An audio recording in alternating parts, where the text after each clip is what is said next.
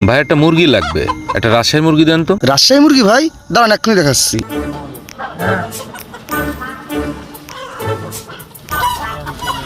এই নেন ভাই দেখেন। উরি বাবা,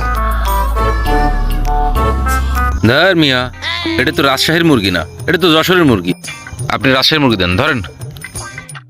কি কোন ভাই, এটা রাজশাহী মুরগি না? না না, এটা যশোরের মুরগি।